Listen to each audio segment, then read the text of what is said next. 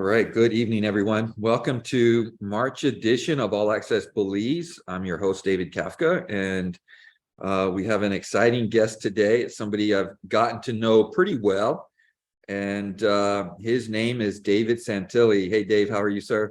Good. How are you? Thanks for having me on this evening. Yeah, man, no problem. So if you're new to All Access Belize, what we do is we take questions from our listeners. And if you're interested in investing in Belize, passively or actively, thinking of coming to Belize to visit, this is really where you need to be, because we talk, pretty much any question you have, the good, the bad, the ugly, any question is not off limits. And if we don't know the answer, then, we'll probably come out and tell you we don't know it, and then we'll find the answer and either get back with you, or we will put it on next month's edition. So welcome everyone for attending. If you have questions, just throw it in the question and answer box. That way I'm not having to toggle between the chat and question and answers. In the background is Serena. She's my daughter, as you know. So growing up here, she lived here. She's in Florida now. She works for us, remotely. And so you can ask any questions to myself or Dave. And while we're waiting for questions, we're just going to get in and start talking, to Dave about, just trying to get to know him a little bit and what he does here, because he has an exciting, exciting businesses, if you will. So Dave, tell us a little bit about where'd you come from in the U.S.? Sure. So I grew up in Virginia, right outside of Washington, D.C., and spent a lot of time in the mountains and exploring the Chesapeake Bay in that area. Very good. And then when did you come to Belize for your first time? The first time I came in the late 90s, I think it was 1997. I came for a week to go dive and do a little bit of fishing, had a blast, really fell in love with the people, and came back 3 or 4 more times just on vacations before I made the move. Wow, that is so. I mean, as you start talking to people, you'll hear the reoccurring theme, what Dave just said. He fell in love with the people. And that's kind of what makes this country. It's a melting pot of many different people, and it just, everybody lives together. There's no problems really per se outside of normal, life, if you will. And where do you live now? I'm not sure I can 100% agree with that. There's always some problem, Dave, but nothing right. big. Nothing that big here. Yes. So right now I live in Maya Beach on the Placencia Peninsula. I was down in the Toledo district for a number of years, and I came up here about 4.5 years ago now, so my daughter could be closer to a different school system. Okay. Yes. So tell us about Miss Sophia. How old is she? She's 7 and Okay. Super fun. Loves to go hiking and jump in waterfalls, and is a blast. She's a water baby. Does she love the water? Yes, totally. Yeah, Yes. She actually is an Aquarius, and she loves the water. Okay. And your partner is? So my partner is Wayne. We came here together in 2006 from Washington, D.C., and drove down at the time. That was an adventure in and of itself. And Wait a second. Y'all drove down from DC? Yeah, we did. Okay. That was a great trip, actually. I bet. Took our time and made our way through Mexico and wound up in Belize, although this was the destination. So. Yes. Dude, that is awesome. And so tell us a little bit about where you kind of settled in Placencia. You have a exquisite property. I love it to death because I love the mountains. I love the lagoon side. So tell us a little bit about Bay's Edge. Right. So Bay's Edge, in 2017, I bought a 1.7 acre parcel on the lagoon side, right just south of Maya Beach. And it's got fantastic views of the Coxcomb Basin and the Maya Mountains across the lagoon. The sea is 200 feet to the east of us, but it's great because I don't have to deal with all the hassles of living on the sea. I have a place in Punta Negra that is on the ocean, but it's nice to have the sunsets and not always the sunrises on the sides. And anyways, we built 4 3-bedroom, 2-bath houses here at Bay's Edge. We had them as vacation rentals, as well as kind of a townhouse on the road. It's a 2-bed, 2-bath. With COVID and the shutdown, we moved everything to long-term rentals, and that's actually been great because it's allowed me to focus more of my time on some of my other businesses here, a farm down south and some online work that I do. Very good. So again, if you have any questions for Dave, myself or Serena, just throw them in the question and answer box. And until we get questions, we'll just keep, talking a little bit. So Dave, tell us about the transition from short-term to long-term. Was it an easy transition? I'm saying mentally. Was there a big cost difference? Like when I say cost, I mean, like the money you're making short-term versus long-term. Right. So it's interesting because actually I didn't really intend to go to long-term. There was a woman who who went to the same grad school I did in Arizona who had called me. She had some questions about Belize. I helped her find a rental. A week before she was going to move here, that rental fell through. That was long-term. And so she kind of called me up and asked if I would possibly consider renting one of the houses long-term. I did. She was great. Melanie and Peter, they still live here. Actually, they bought 2 lots south of here. They were here 2 years at Bay's Edge, and they just bought recently a couple lots south and built their own house here. It's and to be blunt, David, it was just easier. So I decided I would move everything long-term. Short-term, you make more money, but you also wind up working all the time because you always have guests here, and they always, there's always someone that needs something. And I just wanted to have a little different focus on my personal life. So I moved everything long-term. It's not quite the same amount of money, but it's a lot less stress. And so also you self-manage, right? Because you didn't have a property manager to manage the short term. Correct. Okay.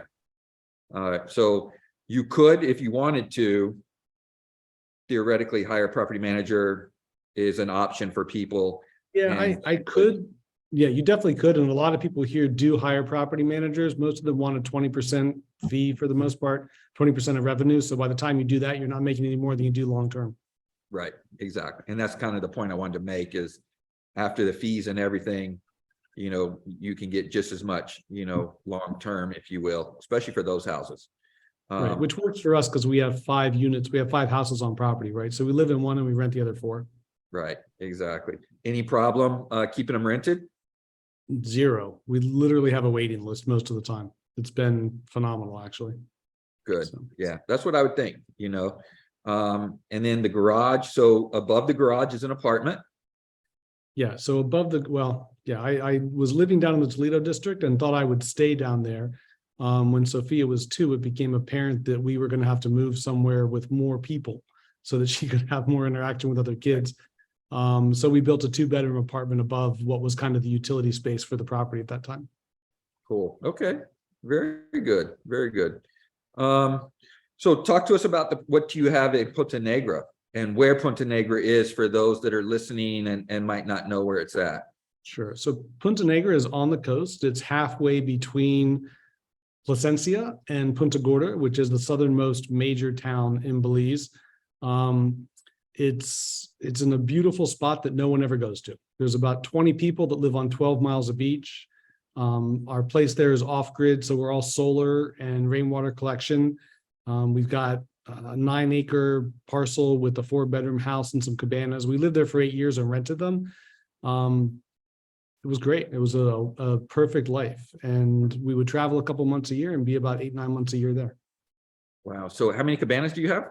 2 at that Okay. location. So it could be kind of a little resort plus, My intent when I bought the property was to build a resort. Okay. And after building what was going to be the staff quarters, I decided that I was too type A and I needed to relax. And there was no reason to build a resort. I could just keep the money in the bank and do just fine with that. Right. Right. So. And so also, you have a farm. So talk to us about Finca and kind of how it came about. Sure. So in 2015, there was a ranch down in the Toledo district. It was 515 acres that had been on the market for a few years. And, I've been kind of keeping my eye on it. Not all realtors in Belize are as good as David Kafka is. Just make Thank you. everyone watching, that's the truth. Trust me. I'm not saying David's the best realtor in the world, but most of the realtors here are horrible. So, I've been watching this property for a couple of years, and literally the grass was overgrowing it. The sign had fallen down. No one was doing anything. So I tracked down the owner and we bought it. And we've been converting it from a cattle ranch to a timber and cacao farm since then for the last 7 years. Wow. So just, for, I guess, what would you call it? Not clarification, but what's the word, that we are, developing that. And I am kind of involved with Dave on that. So I just want everybody, full disclosure, if you will. We do have a webinar coming up on next Thursday, which is the 9th. And Serena will put in the chat box, kind of what that is if you're interested in maybe passively investing in something. And we can talk about what passive is versus active if anybody's listening has any questions on that. So it's, how long have you been, when did you put the first tree in the ground, the chocolate tree or cacao tree? We put the first cacao tree in the ground in the summer of 2016. Okay. We went really quick because we closed on the property December of 2015. We put the nursery together in January of 2016. We filled the nursery in February. It takes the trees about 5 months to mature in the nursery. And then we planted them out the summer of 2016 were the first ones that went in the ground. Wow, that's awesome. So Serena put in the chat box, she put in the link to the registration for the webinar. And we'd love to have you join the webinar. We'll have some questions and we'll answer some things as well and go over, the pitch deck and just kind of explain the farm in general. Excuse me. We've done one already, and Serena can get you the link to sign up for that. And that you get to meet myself, Dave, and the farm manager, which is Rupert, which is a typical Belizean that you would just fall in love with. This guy is so awesome, him and his family. And how long has Rupert been with you? It's coming up on 2 years now. I 2 wish he years. had been there longer. I actually met him in 2016. And at the time I said, I want to hire this guy, but it wasn't the right time. He was in a good Right. position at the time. And it was good because he was able to learn a little more. And then I was able to have him join our team. Right. He did work with Hershey, right? So On the Hershey he farm? worked on the old Hershey plantation here, which is actually it was Henry Canton's farm. It used to be called something else. It's now part of Silkgrass Farm Group. So it was the Hershey plantation that was started here in the 90s, and he was instrumental in revamping and revitalizing that. It had been left abandoned for a number of years, and he was the guy that did all the work to get it back up and running, basically. And what does he do when he's not at your farm? I hope he relaxes because he works a lot of. But I'll tell you, I asked him but that he actually question. He doesn't goes relax. to his farm. Yeah, he actually doesn't relax. He has a orange farm himself. He has an orange orchards that he works with his family. So Yes, the poor guy works all the time, actually. he does. He's great. He likes it. He loves farming. Yeah. So we do have a somebody that came in and they're asking the pros and cons versus San Pedro and Hopkins Bay area. Do you travel a lot around the country? Me? Yeah, I've been Yeah. all over Belize. I've been everywhere except for Chanchich at this point. It's my last place to Okay. go. Oh my goodness. And then sometimes you go to Mexico, right? Yep, we spend a lot of time in Central America and in Mexico and Guatemala and Panama, Costa Rica, basically everything but Honduras and Nicaragua. Okay. Wow. And what do you feel, what drew you to Placencia versus San Pedro or Hopkins? Sure. So when I moved here in 2006, Placencia was a little less developed, and I personally like that. San Pedro is more developed. There's more people. There's more expats. I really liked being somewhere where there was a mixture of more locals and expats. I grew up on the East Coast, as I said, outside of DC, and San Pedro kind of always reminded me as an East Coast beach town, which is nothing wrong with that. It's a lot of fun. Just as a place to live, I wanted a little more relaxed pace. And at the time, Hopkins was not that developed. Right. Now it's developed amazingly in the last 16 years. And if I moved here now, I might consider it. Yeah, I think the European Union put in that road. Yeah. So all the way to the resorts, and so it's pretty cool. Yeah. Nice spot. Really, people ask us, where should we buy? And we kind of tell people, if you want to be on the ocean, it's between San Pedro, Placencia, Hopkins, Corozal, Toledo. But it's really something that you have to go to and see what you like. With some people right now that were in Placencia a couple weeks ago, now they're in San Pedro here, and they got a tour of San Pedro and trying to get a feel for what they like. Personally, they like Hopkins. So I haven't heard from, or we haven't talked today about what they like. They were just out looking at properties today with my team, and we'll see what they like, and then they just kind of narrow it down. And like Dave said, you just come back and visit those areas, and that's what we did. When we moved here, we just went to San Pedro, Placencia, Hopkins, Corozal. We went everywhere. We, at the time, I thought San Pedro had peaked out, and we wanted the next destination, and we thought that would be Placencia. And was I wrong? It was nowhere near peaked out, and it's nowhere near peaked out now. So you're kind of still early. You're not on the bottom rung of the ladder yet, but you're not at the top either. So really, anywhere you want, you can pick. Hopkins is a lot more laid back. And then I think the same person's asking what's the difference between tonight's webinar and one on the 9th.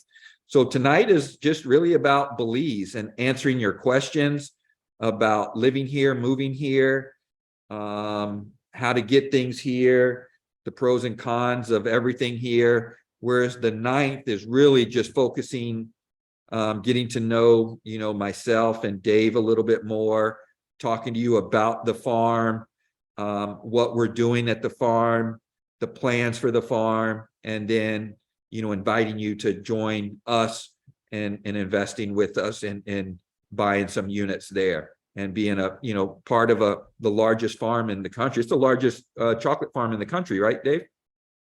It's the largest cacao farm. Yes. It's not the largest farm in the country, but it is Right. the largest Cacao cacao farm farm. in the country. Yes. Yeah. So Although, that's what as I said, because the old Hershey plantation moved into silkgrass farms, as part of silkgrass, they're bigger. Silkgrass is bigger, but they don't have more cacao than us. Yep. Oh, that's a good question. Dave, you're a Belize citizen? Yeah, you are a Belize citizen, because we just bought property together, and you use your Belize passport. So both of us are Belize citizens. So the process is pretty easy. It just takes time. The hardest time is your residency, and that you have to be in country for 1 year without leaving for more than 14 days. So it could be total, right? Could be 2 weeks here, 2 weeks there. Could be, or 14 days, sorry, 2 weeks at a given year. So it could be 1 day here, 3 days here, a week here, but you can't be more than 14 days out of country. Then once you become a resident, you qualify for residency, then you become a resident, you go through that application, and then you have to be a resident for 5 years, and you can go for your nationalization. And once you get approved for nationalization, you have your little ceremony, and then you go to the passport office the next day, next week, next 2 weeks, whenever you can, and then get your passport. We have moved to the e-passport system. I'm not really sure what that process is. It's gotten a lot simpler, and there's not a big line anymore at the passport office. Yeah. But it is pretty easy. I wanted it, I don't know why Dave got it. I just wanted it because I wanted options. Yeah, I moved from residency to citizenship because I wanted a CARICOM passport, which was the same thing. I wanted options to be able to live and work in any CARICOM nation if I chose to. Yeah, exactly. So we both have Belizean passports. When I travel to the States, I usually use my US passport, of course, because a Belizean has to have a visa. But when I travel between Mexico, Nicaragua, whatever, I use my Belize passport. So Kevin's asking, do you feel sometime soon there will be restrictions on building large resorts after resort like Cancun versus saving the culture and smaller local feel? Dave, you got thoughts on that? I do have some thoughts. I don't think there will be any restrictions, unfortunately. Kevin, I'd like to see there be some restrictions, but money talks, and Belize is a developing country that needs as much funding as they can, and they like the tax dollars, so they'll probably allow whoever has enough money to build what they want, is my opinion. David's in real estate. He might have a different view of that. Yeah, I mean, I do. I believe a lot of larger parcels are going, like in Placencia, they're all gone, right? There's only several, there's several acres parcels that you could do that on. The beaches here are public. So there's the Queensland around any waterway. So it can never be where you can't walk into this beach area. You have to allow access, right? I live on a canal in Placencia. I have to allow people to, let people on and off my dock to go to their property. So while I don't want it to be like that, it not necessarily, I mean, we have several properties like Alaya here, Mahogany Bay, which is where I'm at tonight. But it doesn't feel like Cancun, right? It's the best. Yeah. What was I going to say? The best, amenity is the country. So it does you a disservice to have like an all-inclusive is what I think. Yeah, and the access actually is a really good point, Dave. I was in Cancun about 6 years ago, and I walked 2 miles trying to find a way to get on the beach and couldn't do it. Finally, I went to buy dinner at a restaurant because that was the only way to access it, was to go through the hotel. So we had dinner on the beach, whereas here you can always find access, which is a big difference. Exactly. Yeah, like in Maya Beach where Dave lives, I mean, there's access points, all over the place. Every so you can third always, to a half mile, there's access. Yeah, points. exactly. So yeah, so that was a good question though. But we can't stop it. Like he said, money talks. So if somebody, but they'll never be able to stop somebody from going to the ocean. Right. So that's the main difference. What's the status of the Riversdale International Airport? Had that conversation yesterday with a group of people. It's my understanding that it's been sold to a group out of Dallas, Texas, a couple guys, and nothing's going to happen to that. I'm told they don't want to do anything with it. I don't know if Dave knows anything else about it. I know about that. It's, you could land a private jet there now. If you brought in, customs, you could pay customs to come in, and they've had different governments, do retreats in Placencia, and they brought customs here, and all the governments came in and brought their planes. When the Placencia airport was being expanded, they moved the local airport to there. It'll be a long time for it to be a FAA compliant, if it ever could be. That's not my jurisdiction, but I don't think the country's big enough to have 2 or 3 international airports. It could definitely be like I'd love to see it be like an air park, where you build a house and you just live right off the runway. It could be a cargo port, but it'll be a long time and millions and millions and millions of dollars before it could be FAA compliant. Yeah. So if people are telling you different, then ask them to get you some facts. Yeah. If they're telling you different, let me know so we can raise our Yes, exactly. So when going through the process of becoming a resident, that there's a monthly fee of $100 a month for the first year. Is that true? And does that fee stop upon application to become a resident? you still have to pay that fee. It's $100 or $200. I think it's $100 US, 100 US per 200 month. Belize. You do have to still pay that fee up until you become a resident.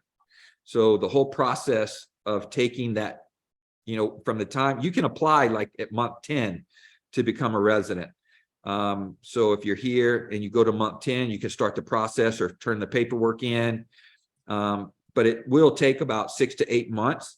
And then you do have to still pay that fee. Now, if you get a work permit, once you get the work permit, you no longer have to pay that fee. And if you have a family, then you can get a dependent permit for them, so they don't have to pay that fee. So those are, options as well. Yep. If you had 25 to 50,000 to start investing in Belize, where and what farm rentals combination would you do? 25 to 50 would probably get you a lot, or maybe some acreage. I've seen 20 to 25 acres going for around 50 to 60,000 US right now. I think, Dave, we got a deal on the Deep River, the Medina Bank property.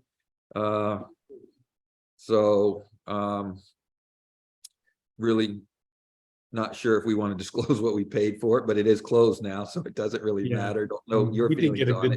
deal, but I had a good realtor working with me. Honestly, I mean, not to overstep, Dave, because this is your field, but if I had 25 to 50K, I'd buy a lot somewhere close to the beach and do nothing with it. Just sit on it for a while, because unfortunately it's not enough money to get a lot and put a house, unless you personally wanted to live on a farm. I wouldn't buy property just in the middle of nowhere for that. Unless if you had 200 grand, then you could buy it and build your house and be there. But for 25 to 50, not so much. Yeah. And then you could, with some seller financing, you could, get some, put maybe, if they'll let you build a house, maybe put, 10%, 20%, 30% down. It's pretty hard to get 10% down. I shouldn't say that. If you buy a lot in Secret Beach in San Pedro, you could do with 20% down. But most anybody else want 20 to 40, 50% down. Then you could keep the balance to maybe take a small Mennonite house and maybe finish it yourself or something like that. I mean, I'm not saying it's impossible, but there's properties in Corozal that you can buy outside near the golf course. They have a little 9-hole golf course at Consejo Shores. Richard could definitely show you some properties, and they're like 22 to 55,000, depending on where they're at. 150,000 they'll be on Chetumal Bay. But if you wanted to be further south, then you could still find stuff for. What are you gonna say, Dave? I think even like Caribbean Way at the north end of the peninsula still has $35,000 lots, right? Which they're almost done with those. But like if I had that number, I'd drop 35 grand on a lot, 1 or 2 back from the beach, and just wait. Yeah, that's a good point. Yeah, so it's really depend on where you want to be, but yeah, you could just land bank it. That'd be better than just having cash sitting around, because with inflation, your money is deteriorating every day. Like Robert Kiyosaki says, cash is trash. So it's losing value every year. So I would definitely throw it into some property. But definitely I wouldn't do it sight unseen. I would do it, with a trusted realtor, and then make sure you do your due diligence.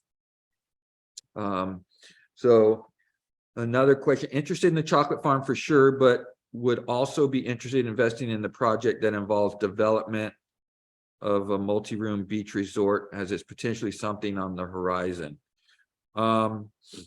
There's always projects you could get into passively. So I have I have some friends right now that have a letter of intent on a property in Belize. It's a beach resort, and they will be raising money, asking investors to come alongside of them and you can invest with that. Not sure of the details yet, if you have to be accredited or non-accredited, but you could definitely be involved in that passively. Actively, if you buy a property, you could definitely, buy a property and develop something, yourself. But you just need some guidance on that, because we have quite a few failed projects where people just think they could come in and do it, and they don't do it right, or they get burned or whatever. I'm sure David seen that, and David could, even talk about your houses. I mean, you built those 4 houses. You were Right. there when they built it, right? Yes. Yeah. If you want to be, if you want to invest in Belize, it's worth, lots of people will come down here and they'll drop $250,000 on something, but they won't spend 15 grand to rent for 4 or 5 months and make sure they know who the people are. It's a really good investment to take. You need to put your time in Belize. Take the time, come rent, make sure you really know who people are, see what they've done in the past. And it's a small enough country that in 3 or 4 months, you can find out who the people are. You can ask around and you'll get a fairly good impression of who they are and what they've done historically. And if no one knows who they are, don't give them your money. Right. And don't, like Dave said, I mean, you wouldn't build a resort or a house in where you live and give the contractor 100% of the funds. But yet, time and time again, I try to help educate people, and I still hear about it. So either they're using the wrong person, or they just lose their mind a little bit, and they just give everybody the money, and then when they come, they see nothing's built. So it's definitely always do your due diligence. And again, that's why we do this, to help you, and we'll help you through the whole process, right? We have other people that are engineers that can help manage the process if you don't want to manage it. We have other people that can check on it, take pictures, send it to you. We can even hold escrow, and then when you tell us to pay the contractor, so much can be done instead of giving a contractor all the money up front. It's just my 2 cents. So Dan's asking, with respect to owning land, what is the approximate yearly tax rate that Belize charges? It really depends on where you're at. I know with the farm, it's like $50 Belize an acre, right? Yeah, Dave? I actually never figured the rate. It's low. Like, I have my 9-acre beachfront property, 400 Belize a year, 450 Belize, something like that. Yeah. I think I have 100 acres, and it's probably around $300-400 as well. My property in Placencia is $25 Belize a year. But my house in San Pedro is 160 Belize dollars a year. So it just really depends on if it's a village or a town. It could be more or less, but it's going to be low. Waterfront. But it is a land tax, so it's not, you could build $1 million house and it won't go up like in the States like it would. Your property will go up a little bit, but it's not going up, tremendously like in the States. Good questions. I've run into a couple situations where reserve access roads seem to disappear on new surveyed parcels. How does one, get this clarified? I have an old survey plats. Yeah, Kevin, you have the property on the Hummingbird Highway, right? Showed the access, but some of the newer plats don't show it and landlock the property. Unfortunately, it sounds like you might have to get a lawyer involved. If you had a lawyer that closed the property for you, you could definitely reach back out to them. If you used a closing agent, then I would think, you would need, I would start, we had Ryan Robel on here last month. I would start with him.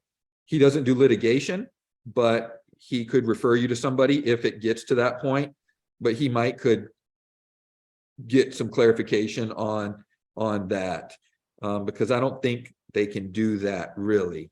Have you ever had any issues with that, Dave?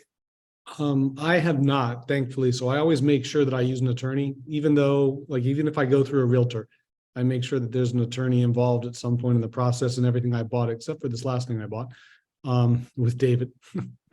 But I do know of an instance in Placencia where someone, exactly this situation, they literally someone bought a piece of property that was on the map as a road. They built a house on it. That was in 2008. And they're still there. It's a little bit Wild West. So yeah, do your homework, make sure you have everything researched at lands before you put any money down. Yeah, but I think Kevin bought the property already on the Hummingbird, and he's trying to, the access road is there. And now, like he's saying, it's gone. Like, so if that were me and I would go make friends with my neighbors, first of all. If there were no neighbors physically there, I would go put an access road in. Yeah. I put barbed wire fence up around it, and I'd say, hey, I made a road for everyone, and I'd have a little party and make sure everyone celebrated the new road and was in on it. Yeah. Right. But if it was an access road and now it doesn't exist, then there could be a way you could put like a lien on that property where it can't be sold again or anything like that. Because I don't think they can take a government road that's on a survey and remove it. Once it's been surveyed, they can't. They tried to do this at Harbor Place North, if you recall, about 6-7 years ago. One of the guys on the front lot said his lot was the road, and he just put a fence in front of it. That's and right. 5 people behind him couldn't get access. He lost in half a second, but they did have to take him to court. Yeah. I would get a legal opinion on it, and cost you maybe 500 Belize, to at least, for them to do a little search on it. And then it could be, easily taken care of. He's also asking, seems like the state's many foods are being labeled organic. The Finca entity, what is your process? Do you want to go into your process on that, Dave? Sure. So we are not certified organic at Finca. The certification process is questionable in its efficacy. And the market for organic certified cacao, the premiums don't really justify the the decrease in output is the business answer to that. Yeah. But what Finca does is they grow, instead of having to buy banana leaves and things like that for the fermenting process, they grow their own. Use very little so we do use some fertilizer on the young trees for the first couple of years. After that, it is all organic, but we're not certified. Right. And I don't intend to certify because the costs outweigh the benefit, to be honest with you. The benefit. Yeah. Financially. So Dan's asking beach community if we bought and held lots. Yeah, I mean, I think anything on any body of water is a good investment, in my opinion. I try not to buy well, I shouldn't say, I'm a real estate collector. I don't like to sell property. But if I've just recently bought some properties that are not on any body of water, and those I just intend to flip. I got a good deal on them. Somebody needed some money, or I bought at a auction where somebody just couldn't afford it.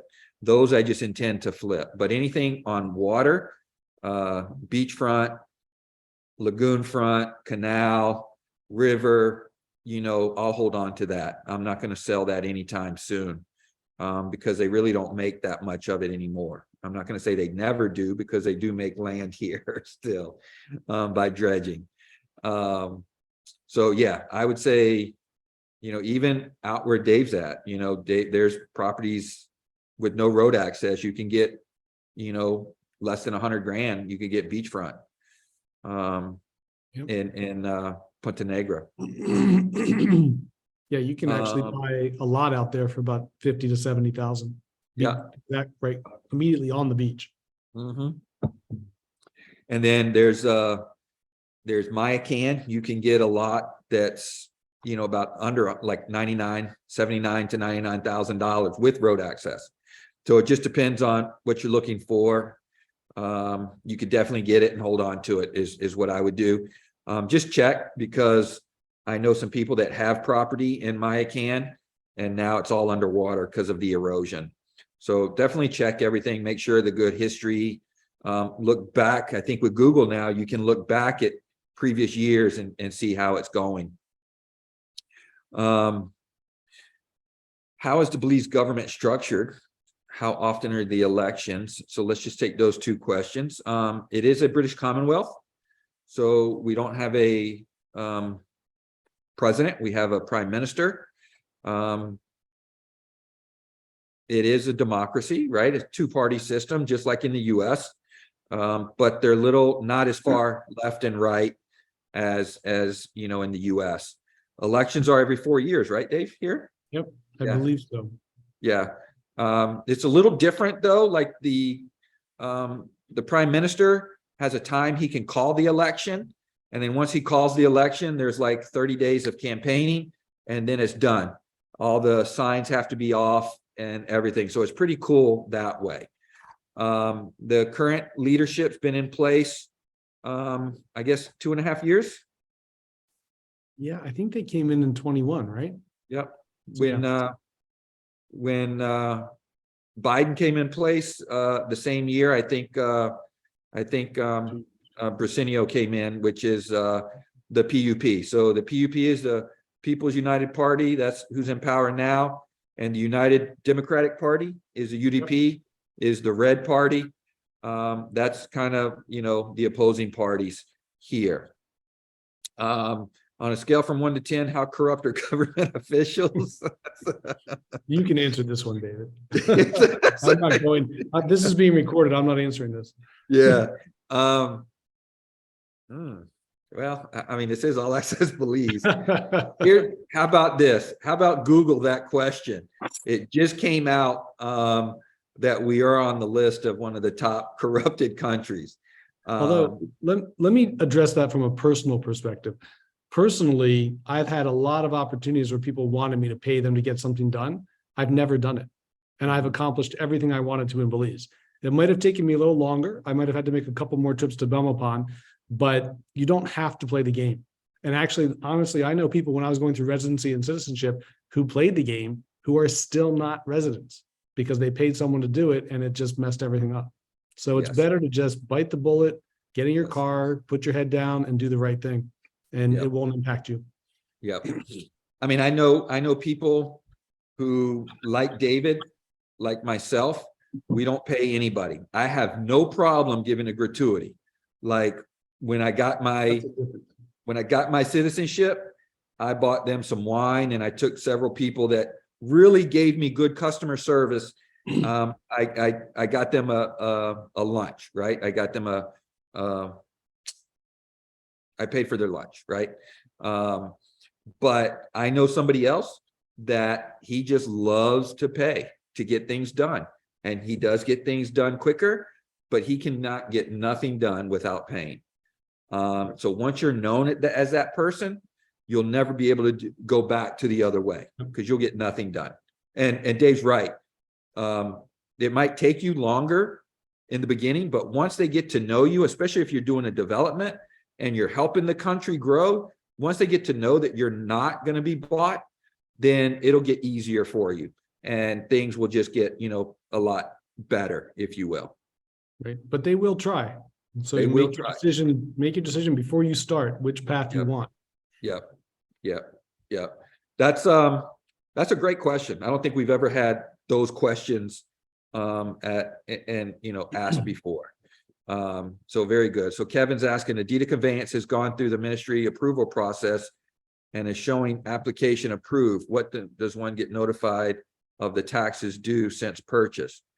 So taxes are due in April. So I think April 30th, they're due, or April 15th, something like that. 15th actually, but yeah, I always pay them early because you get a little discount. Yeah. So I usually pay 2-3 months or 2-3 years in advance, just so I don't have to go, now that I'm accumulating some property, I might not do that because it gets a little expensive with cash flow.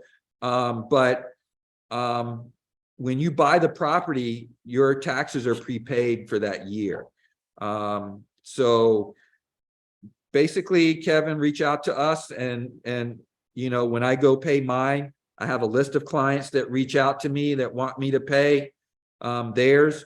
And so I just keep that list, and then come around April, we'll go and get how much it is, we'll pay it, and then send you the bill. And then we just charge like a fee for my employees having to go there. It usually takes a whole day for us to do it, but we get it done. So if you reach out, we're happy to do it, and other people do it as well. If you wanted to use somebody else. And when David says we, he means Remax and his team, because I'm not doing Yes. it. Yes, that's right. That's right. I don't do it either. But I have somebody that does it, and then I kind of give them a little extra for doing it, because it is kind of a hassle having to go from one desk to another desk to another desk. It takes a whole day. Compressed earth block homes. Any opinions? Any opinions on that, Dave? I've researched a lot of alternative building methods over the years, and in my opinion, it's too wet here. They just don't last as long as they should. The environment has too much rain. It depends on where you are. Maybe if you were up in Corozal, but anywhere in the southern part of the country, I think there's just too much rain. It's too wet. You'd spend too much time trying to keep it from falling apart. Whereas like a ferrous cement type of a build can work here if you want something unique and different. Good question. Somebody asked me that the other day, and I honestly had to tell them, I don't see any, except, well, I take that back. There are some better in Belize, and out close to Benke. I think they have some earth dome type houses, or earth houses. They're pretty simple. They're pretty cool. But it's been a minute since I've been up there, so I don't know how they handle in the weather. And that's a good point, David. It is, but aren't they treated so they don't, or is it something, I don't know the process well enough to know. I had never done the process. Yeah. But like some of them I understand are kind of filled, like plastic tubes filled with earth and then compacted. But the plastic here, the sun, the UV component breaks down the plastic and then it eats away. So, if you wanted a fun project just to have for 5 or 10 years, great, but don't make it your forever home, in my opinion. Yeah, that's for sure. How long does it take to build on beachfront property? And what is approximate cost for a 2-bedroom, 2-bath concrete home, nicely finished, 1,000 square foot? I understand lot fill, probably peering is necessary. Can you explain those issues? Yes. Yeah, Dave, for sure.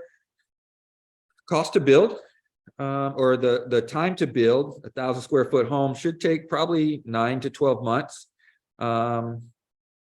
Dave, you agree with that? I mean, your houses are a lot bigger than that. We built 4 3-bedroom, 2-bath homes and 1 2-bed, 2-bath in 18 months. But I took over project management basically. Like I moved up here to make sure things were I think 9 to 12 months is reasonable. You might be able to do it faster. Everyone's going to tell you 6 months. The builders will tell you 6 months, but I think you should plan on 9 to 12. Yes. And the builders will also tell you a lower price, and then it'll cost more because they forgot to put in this or that. So make sure you don't have a generic, very open-ended contract. Make sure it's pretty spelled out, so you have some teeth on it. But we did have 2 shows on All Access Belize where we talked to builders. One was in Hopkins and one was in Placencia. And we kind of talked about the cost per square foot. It's kind of a bad way to really come up with a price, just because the kitchen and the bath and the house itself cost a lot more. And then the decks and all that cost less. But 1,000 square foot house, I think you're going to probably spend maybe about 200,000, nicely finished, 2 to 250 for a concrete house, a little less if you do wood. Wood would take a lot less time. Concrete will take a little bit more time. Fill would be extra. Your appliances would be extra. And the piers, really, it just depends on the house and where you're building. The engineer will tell you if it needs to be a pier or a floating foundation or something like that. But definitely get a good contract. Try to know some building. Maybe have some friends look at it that know building to see if everything's in there. Because we have run into several instances where it was a pretty generic contract, and he's like, even though we talked about it, he's later on say that it's not interested or he's not part of the contract, and there's no teeth there. So Kevin's asking, do you have referrals for a reputable customs broker to move a container down? I do. And it is, I'll put it in the chat while Dave sees if he has anybody. I've used a guy in Belize named Orlando Carrillo for years. He is super cut and dry, which means you may or may not like him. I like him because there's no debate about what it's going to cost. He just goes by the tariff schedule and it's done. Other people would rather play some games and see if they can finagle things. Yeah, I've always used Carlos Lara. He's out of Belize City. He still does it. I still recommend people. He's kind of like Dave's guy. He will try to get whatever down it is, he'll try to get it down, but he's pretty by the book. He's not going to do anything illegal, if you will. He's a pretty stand-up religious guy. So that's his phone number right there. If you want his email address, send me an email and I can send you his email address. Chantel, how does a person that wants to buy property make sure that the seller is legit? Is there any way that you can? Yeah, we always do property title searches. We normally don't do a title search if we don't have a property under contract, but you could. If it's a declared area, it's really easy. You just get the parcel number and you can easily do it. But we just had a parcel that we represented the contractor, and the seller said everything's good, title's good, everything. And then when we sold it as well, and when we did a title search, we found a lien on it, and so it kind of messed everything up, and the buyer backed out. So you really never know until it's done, right? Or until it's under contract and you do a title search. But never ever buy a property without a title search. I'm buying a property right now in Hopkins, and he just did one, and he needed some money fast. And I'm like, well, I'm still going to do my own title search, even though he did one, and I trust this guy, but it's just a personal investment philosophy. I always do my own due diligence, and have my own team do it. What does it cost? About 500 Belize for a title search? Yeah, at the 500 Belize for a registered area, maybe 500 US for a non-registered area. Right. So in the scheme of things, it's an expense you want to have. Yes. Yes. What are the dates of your next on-site in-country tours for the chocolate farm and real estate projects? Hopefully they can be combined. I'm putting all those together now. Serena, make a note that we need to finalize the pricing for the chocolate tour. We have a coastal living project or a coastal living tour coming up in March, the first weekend in March, I believe, which is next week. And we have the real estate guys tour for San Pedro coming in May, I think May 8th. But if you want to reach out to me and ask me, Serena, just make sure they have my email address and I can give you those dates. We are trying to combine some of those. And then I'm trying to put together a Placencia Hopkins tour as well. But the chocolate tour, I think the first one's going to be June 14th, 15th. I think I have a meetup in San Pedro on the 9th through the 14th. And so around the 16th or 17th, we're going to do a tour of the chocolate farm. So definitely reach out to me. Sorry. And I can get you on the list to finalize those dates. Are there LGBT protective laws? Is there a district that there's an active community? What is the level of discrimination? You know, that's an excellent question. I mean, again, I don't see any discrimination, right? There's a I may lot. be better suited to answer this than you, Dave. Yeah, go ahead. So Belize was one of Belize was the first Caribbean nation to overturn sodomy laws that were historically from British rule. That was in like 2016, I think.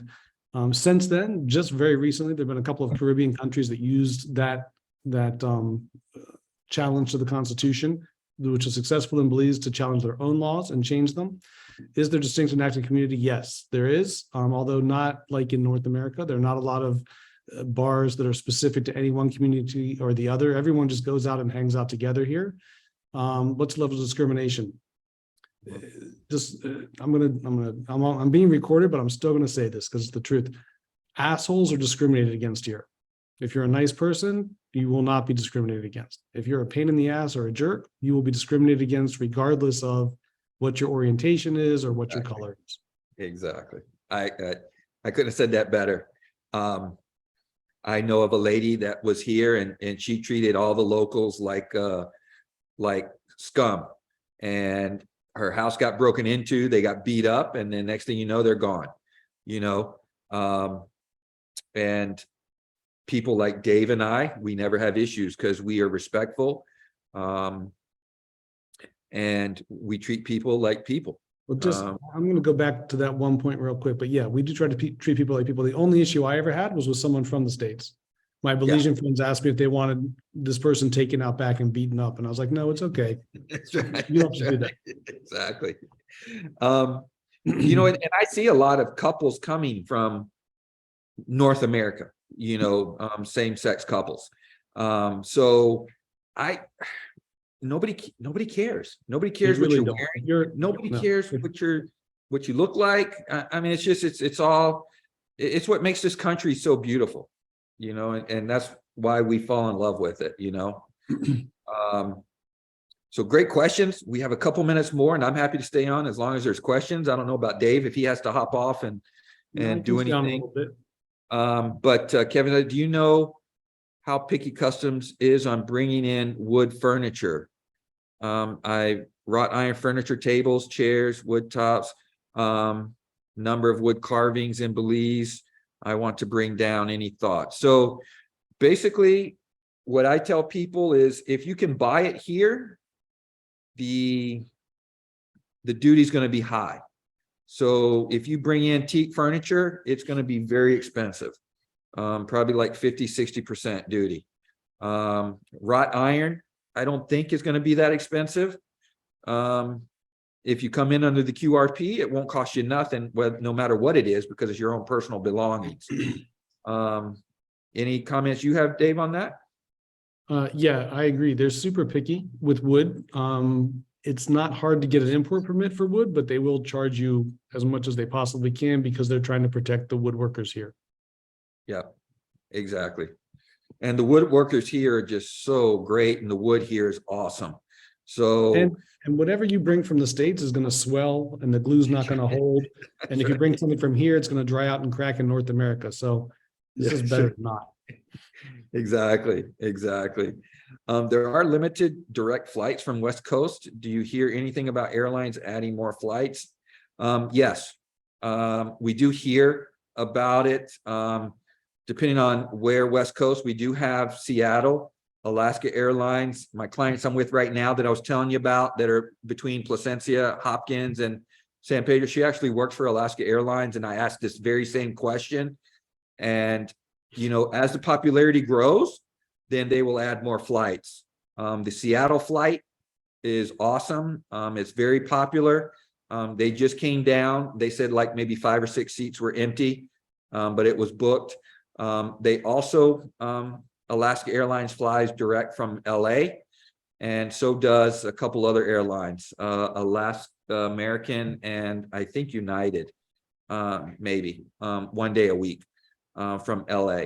But yes, there are always adding new flights. We're not 100% back up from COVID. We have more airlines coming than we had before COVID. So our airfare is 120% above what COVID was. But not everybody has come back as strong as they have. Southwest, for example, is not come back as strong as they were.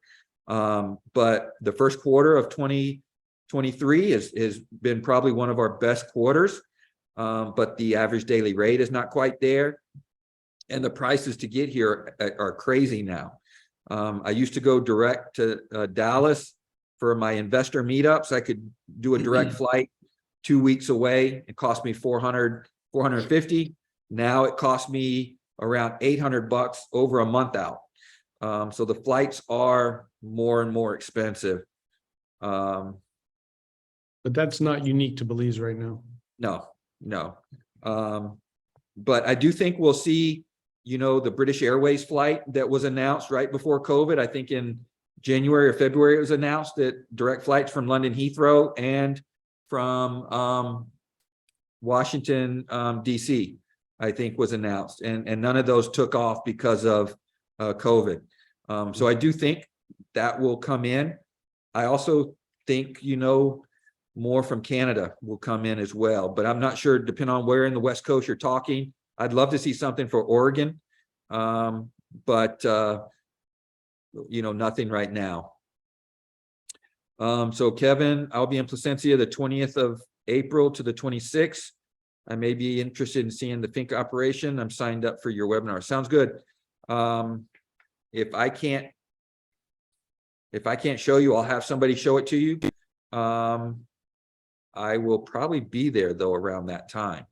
So let me know and then we can go down.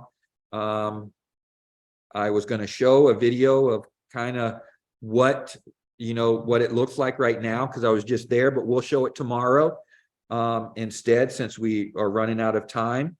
So we'll show you that, kind of what the trees are looking like, what the view was like when I was there 2 weeks ago.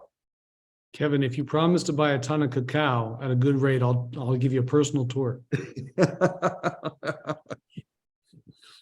I'm sure we can work it out. That's right. And Dave goes down a lot, so maybe he would, I don't want to put him on the spot, but depending on if you're talking with someone, Dave, and someone's interested for real and slightly qualified, we can work it out. Yeah, sounds good.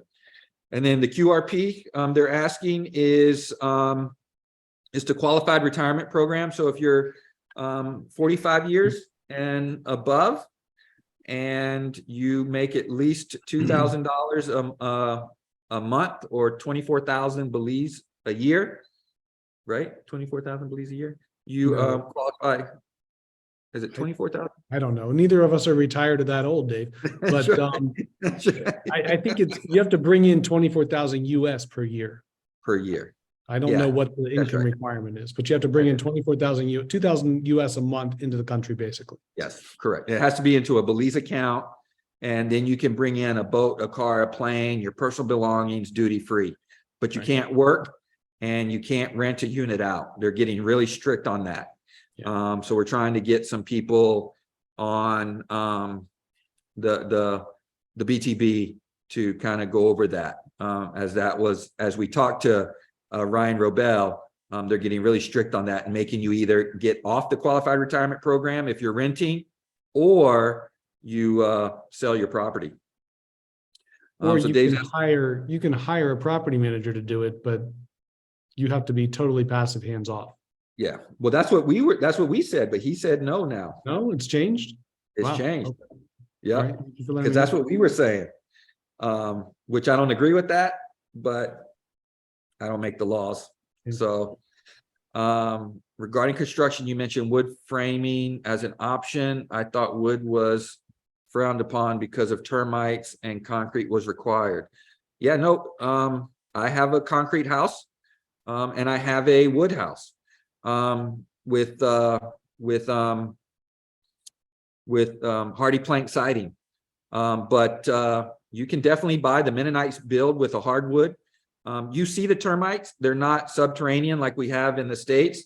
You actually see them and you just spray for them. But you can definitely, like, I never see them. I always spray my house every quarter, and I spray for termites around the house and for bugs and things like that. But you can definitely build with wood here. It's not cost effective to do an all hardwood house anymore because the hardwood is getting so tough to come by. So most of them are a treated pine, but some people are still doing, some hardwood parts of the house. Right. I have both as well. And like Dave said, I just treat on the wood. I actually treat on the wooden house better than I do on the concrete ones. And I should treat them both equally. But, going back to a wood house, I have a full wood house, post beams, everything in Punta Negra and the cabanas. I wouldn't do that again. I would at least make the post and beams concrete and then maybe do Placencia or the hardy board like David was talking about, filling in so that, and with wood finishes. So in my personal experience, wood is just a lot more maintenance. The maintenance outweighs the benefit initially, unless you're only planning on holding it a very short time. Yeah, exactly. And there's pros and cons for both, right? Wood and versus concrete. Yeah, the wooden house is lighter, so you might not need to put the pilings in, so the cost differential might be substantial. If you're only gonna, it depends, right? If I'm 80 years old, I might build a wood house and say I'm not gonna last 20 more years. If I'm 50, I want a concrete house, right? Right. Kevin's asking a good question. I do not know it. What's the cost to fly to Roatan? Have you done that yet?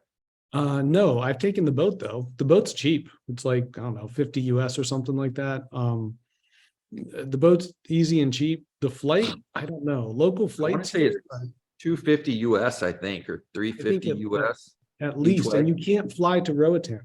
You fly to San Pedro Sula, and then you've got to get yourself from San Pedro Sula to Roatan. So Tropic don't go straight to I don't believe so, unless they've changed it. They have a Roatan flight because I have clients that live there and they go back and forth, but I don't know if you have to go to San Pedro Sula first to clear customs. To be honest with you, I don't know. It's been a long time since I did that trip. Tropic does fly.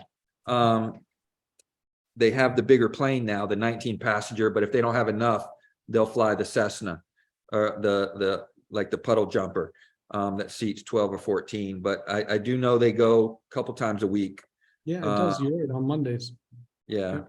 Or I don't know if it's more than Mondays now, but they do. I think it's like $250 to $350 US one way. So. All right, guys, thank you very much. We had exciting questions. Dave, thanks for joining, and hope everybody enjoyed it. Serena, thanks for hosting. And if you have any questions, this will be videotaped and it'll be put on our YouTube channel. And again, we do this free of charge because we love to help people and we love to not have people taken advantage of. And so always share this video or share the next video with your friends because we want it to grow and grow and grow. And Dave, we'll see you tomorrow, buddy, or not tomorrow, next Thursday. Next Thursday. All right. Have a good night. Thanks for having me on. All right. Thanks, everyone.